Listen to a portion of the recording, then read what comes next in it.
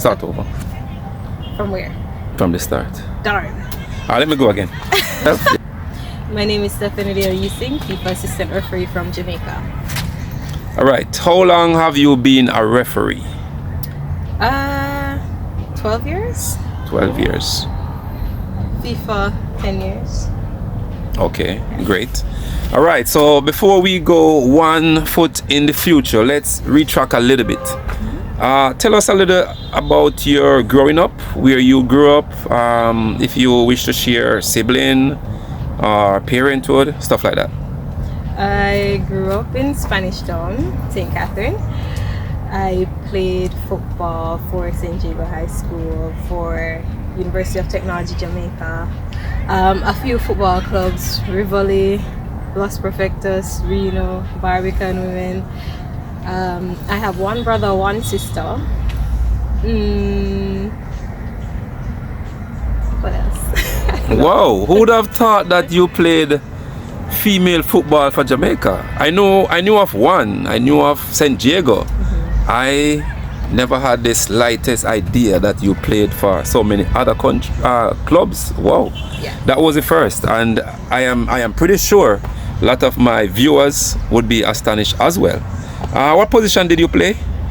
I played defense mostly, whether in the center or on the wings. But sometimes I like to try the midfield Okay. or wherever it needs me. Just not forward, I can't score. All right, great. What was your team's highest finish in the league when you played? Oh, which one of my team? Any one of your team. If you went to the final, if you won a medal, you came second. Well, for St. Jago, I would have won 2 championships with them. I was also the captain of the team in my last few years there. UTEC, I won 1 championship with them, I believe. Also the captain of the team in my tenure. Barbican Women, won probably 3 titles with them. I don't think I won a title with Reno or Los Perfectos, but we have been to semi-finals and finals. So that's a good feat. Wow, so that's a lot of achievement. Who would have thought? Fast forward to referee now. How was your introduction into the referee career? How did you start? Well, I had just finished playing for Barbican, actually, or still playing for Barbican. Was introduced by my cousin. I was reluctant because Cousin. Jeremy and Yusing. cousin. All right. Right. So, but I was reluctant. He had asked me for over a year, maybe, and then after I guess some long persuasion, I decided to come to training, or at least to watch football games, because I never used to watch football games before. So I came to watch games, watch the officials. He would tell me about what they're doing on the field, on the line, or in the middle, and he asked me to come to training. So I went to training just for show, and I found it to be okay. So I kept training because that has been my history. As I told you with the other teams, it's like it's habitual to train at this point in my life. I've been doing it for like over 20 years, so it's kind of hard not to stop. So I've been here, stuck with it, and didn't know where it would take me, but here I am, still in it. All right, stick up in right there. As it relates to referee training and football training, how different is it? I know referees don't really train with the ball, as in run, pass the ball here, go into that position, kick, shoot, tackle, stuff like that. But how different is it training, same field, but how different is it training as a referee than, say, a player when you were playing football? As a player, we use more muscles. I don't know if I said that correctly, but like when you're playing on the field, your body does so many different things, so many different movements. The dynamics and the flexibility that the body has when you're a player is so different from when you're officiating, because as an assistant referee, we're just on the sideline.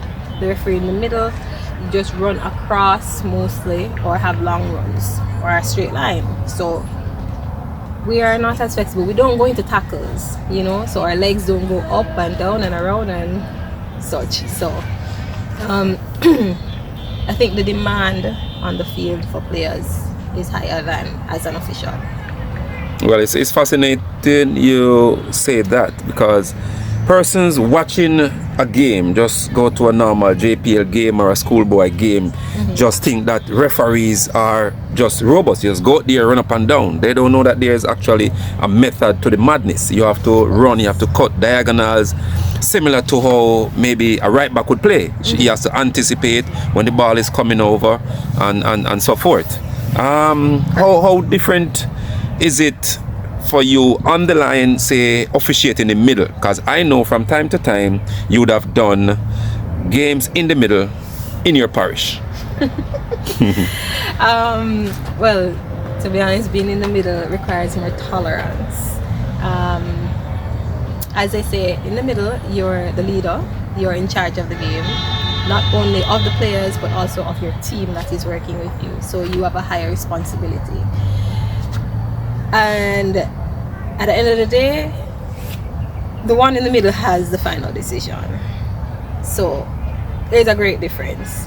So I think, in my opinion, the assistant referees are there to support, give opinions, share your views, of course, and help the referee in situations that they really don't see, because it happens. And there are also things that we don't see as assistant referees because we don't have the angle that they have as a referee. So it's all about teamwork, just like in a football team. In order for us to succeed, the entire team has to be on the same level, has the same aim and goal. Yes, as I told my players some years ago, TEAM, there's no I in team. Correct. Together, everyone achieves more or much. Comparing, say, a schoolboy game here, Doncaster Cup, Manning Cup, with a JPL game, how different is it for you as it relates to preparation and the actual match day? So for schoolboy games, there are different levels. There are some teams that are superior, so the approach to even the higher level teams in schoolboy football is different.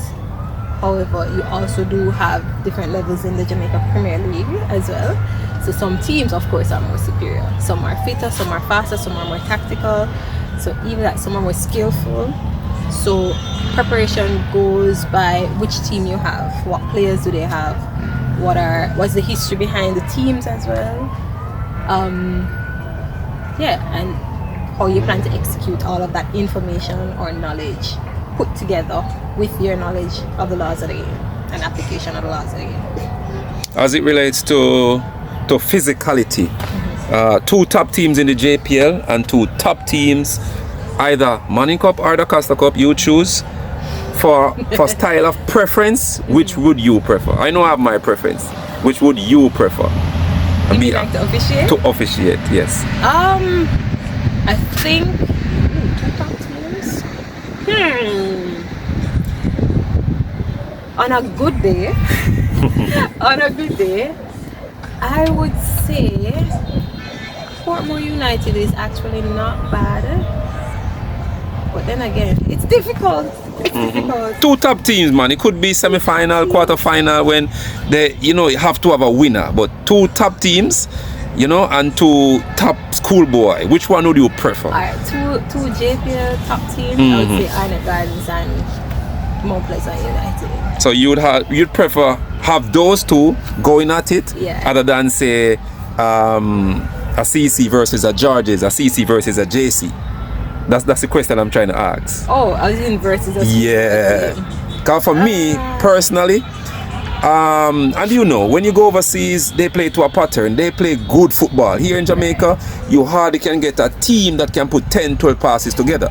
So for me, any given day, two top schoolboy team, I would ref them for 2 hours. That's true. So it depends. Some person like the challenge, some person like, the physicality, different style of referee, different style of assistant. So in terms of preference, which do you prefer? So it's really difficult to prefer. any one of them because, like, I can remember doing CC Glenmere last year in the what was it? It was one of the schoolboy finals last year, and I expected Glenmere to, you know, they're coming off a high after beating CC in the first leg of the Champions Cup or something like this. They were coming off a high, so I expected like them to bring it again. You know. But then CC gave me all the work. So of course they are one of the top teams, our favorites to officiate it. But Glenmere actually didn't back down. It's just that CC was superior On the day. Right. So it goes back to who decides to play well on the day. Okay. Yeah. They decided to stay on the fence. All right. Yeah, and it's the same in the JPL actually. JPL, because some teams may be up this week and then next week, because you know it's a up and down roller coaster for them. Yeah, because you would have even a Tivoli Iron where you expect them to be very physical. But then, I mean, just the other day, they gave me a decent game where I didn't have to run a lot. It wasn't that physical. They played football. But it was a good game. They played football. Yeah, and I didn't do much more than just service the game. Okay. Yeah. All right. So take me back a little now to your first National League game. How did you feel? Were you nervous when you got that appointment? What was the mindset like going to the game? I don't remember the teams, but you could just bring me back to that day. First Premier League appointment. How did you feel? What grade you thought you got on the day? Stuff like that. Oh Lord, I don't remember all of that, but I do remember the day. It was actually in 2014. I did my first Premier League game with Faldin Legister, I believe, and Richard Washington, March 2014. It was on the back end of the season, so you know they wanted to slowly introduce me and the other girls as well, because we had recently become a part of the panel. Right. So slowly introduce us into the league and get familiar with some players. I was a little nervous. I don't think it was a bad game because I had maybe a boys down at the time, so the players were not very hostile. It was a Sonat game. Probably like a 3 o'clock game. It's boys down. But I don't remember anything about the grade. It was just about going out there. Remember who your assessor was? No idea. Nothing like that. Fourth official. Idea. Nothing like that. I just remember the game and I remember the referees. And that was your baptism. Oh yes. I was quite nervous. You know, you don't want to make any wrong calls. Right. Any offside that lead to a goal. Right. Disallowed I was goal. just focused on stuff offside. like that. Okay. and from there, you would say it was upward trajectory for you. Yeah, I would say that without even realizing, you know, because you just wanted to give your best performance all the time. In officiating in a male-dominated sport, as a female, how do the players and spectators, the coaching staff, how do you react to them when they say all manner of evil, all things clot and what do you call it, Pablo's fabric, all those colorful words, yeah, when they say those things to you on match day, how do you react? How do you feel? Well, for the players and the staff, the technical staff, I think at this point in my career, we would have an understanding where, I mean, if a player comes at me in a disrespectful manner, or, you know, shouting or whatever, an uproar, like, we reach a stage where we are civil. I can say to them, say, hey, if you're shouting at me, I can't hear you, I can't understand you, so you have to speak to me, and then they will tone down. You know, we have a level of respect and understanding. That's with the players and the staff. But then the spectators, they can't be tamed. Cannot be tamed. No. There is something I've admired about you over the years. You have this calmness, this never ever somebody who gets flustered when you're officiating. You kind of remind me of a female version of Anthony Garwood, or like a Morgan. You know, you never ever see those guys, you know, heated or, you know, getting flustered or stuff like that. They always have this calm demeanor about them whenever they're on the line. There was this game in particular. I jog your memory a little bit. The captain of Arnett Garden then, O'Neil Thompson, there was a call and he approached you. He approached you right at the touchline. I was there, and I think you had the flag in one hand and you outstretch your hand like this. Right. Like a police officer stopping a vehicle. Don't you remember the game? Yes. And right there and then I was like, whoa, this referee is about half the height of O'Neil Thomas. He was the captain of Arnett Garden. They call him Bigger Thompson. Correct. Bigger, right. And you stood there and right there and then I honestly thought you went from a 10 to 110 in that game. Can you remind the viewers what happened, what was that call about, and what took place? Oh Lord. Okay, so it was my first semi-final in the then Red Stripe Premier League. I was working with referee Kevin Morrison. It was the second leg of that semi-final. It was Arnett Gardens versus Montego Bay at Arnett Gardens down in the jungle. Quite nervous. I think I was a brand new FIFA at the time. You know, just got my badge and everything. So you want to make a good show, good impression. Just get the car right. So there was a situation. It was a very tense game. I flagged for an offside, but the player that was in the offside position, should I say what? No, yeah, the player that was in the offside position, he touched the ball before the ball went to his teammate, who then scored. So they didn't understand where the offside infraction came from. Right. So that's why they rushed out like that. Rushed towards you. Oh yes. And was heckling you. And I was there trying to explain, but you know, there was no explaining then until they saw the video. So And in TV land, they could see the replay and persons who understand the law. This is why one of the reasons why I should I say established this channel, to try broaden people's views and understanding about the laws of the game. All right, you don't actually have to be involved in touching the ball to be offside. True. You know, there are three different ways you can be offside: IO, IP, and GA.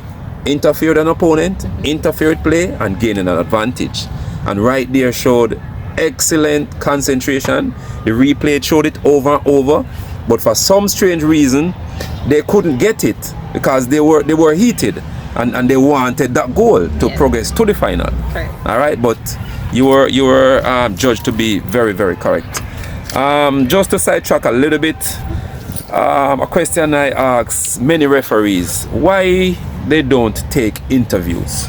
This is a question. I don't know if there is an undisclosed FIFA rule or some guideline, but referees are reluctant to take interviews. Why?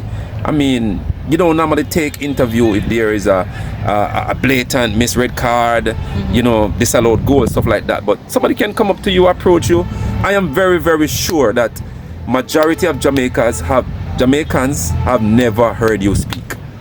And this now showing a different light of Stephanie Dale-Easing. Why referees don't take interviews? We do, but we are very specific or particular about what interviews we do. And it's also, how should I say, it's in the line of work. We can't do certain interviews. Some interviews require our superiors to do them for us. Especially when you have tricky situations, you don't want to put the referee in the spotlight, because really and truly the game is not about the referee. It shouldn't be about the referee. It should be about the players on the field. Football brings people together, so you don't want to be in the center of any melee or any mess. So personally, that's why I would say no, unless it's an interview that is going to motivate or encourage somebody to come into the field, or something that is going to improve the sport or highlight football in a positive way. Okay, thank you for that. So in summing up, I just have two questions in summing up. You want to do a part two? Yes, we can do a part two. Was two. I know I've taken you from your busy schedule, FIFA referee and all that, but correct me if I'm wrong. I remember you did, I think, the final of the JPL, and you got that very, very sad news. I was there, and I was like, oh no, is she gonna do the game, or she's gonna back down? If you don't wish to talk about it, it's fine. We can move away from that. We can divert. But I think that was very, very brave of you. Very commendable. I can share that another time. Thank you. Yeah, I'll share that another time. But you were very, very brave. And so just to sum up, anyone who wants to join the profession, anyone who wants to be a part of refereeing, we have an excellent example here. Stephanie Daly Singh, she went to many World Cups. I just want you to share in summing up. 5 World Cups? 5 World Cups. Look there, people. 5 World Cups she went to, from under 17 all the way to senior. All right. She was a part of a history-making team to have officiated in the national league in your country, the top league in your country, 4 female referees. Don't know how many persons know that in Jamaica.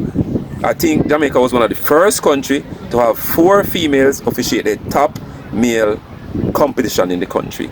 Tell us, from the moment you got your first senior female appointment, World Cup I'm talking about now. Take us through from being appointed to the World Cup, getting there, the preparation, and to actually walk out to do a match. Oh, say Lord. Marta on the field, or you know, those top guns in Europe. Oh, that's a long process actually. It's a very long process. So the women, we go through a cycle. It's a 3-year cycle. The cycle for the next World Cup actually begins sometime this year, after the Olympics, I believe. But during our cycle, many women are shortlisted, and they go through a process. They go through competitions, they go through trainings, they go through seminars, and from those we are shortlisted again. So another year, or years closer, or months closer, until the final year before the World Cup. There's another cut after performance on the field or in competition. They decide who they want to continue training with them to prepare them for the big event. So that's basically what we did. Training for the first World Cup was actually more intense than the second one. But I think it was more intense because we didn't know what we were getting into. It was my first World Cup. I didn't have an idea, my first rodeo. But for the second one, after having that experience, it kind of helped me prepare smarter and not harder. But like walking onto the pitch for the first game, like, oof, for that first one, I was like, am I really going outside? Are we going to do this? I'm like, no, turn back, let's go. Yeah. But, and then even when the anthems are playing, not my national anthem, I almost got teary-eyed, Wow. because it was so emotional. Wow. Just to be in that position. Something you worked very hard for, you couldn't believe it would happen. Like, I know a lot of us, even as players, we never made it to our national teams, but we wish we were there. But to be there in a different capacity was very humbling for me. It was just amazing. Wow, so much to soak up in this part 1 of our interview. I must say a big thank you for taking the time out of your busy schedule to have a talk on Ref Corner. I know I've asked you for it months ago, but it's very difficult to catch you. Today you're on a plane, tomorrow you're training. I have to, catch you at the right time. But I'm very happy that I catch you before you go on to your next flight. So thanks again for making it Ref Corner, and all the best in your future endeavors. And thank you very much. When royalties come around, I will remember you. All right, thank you. Thank you.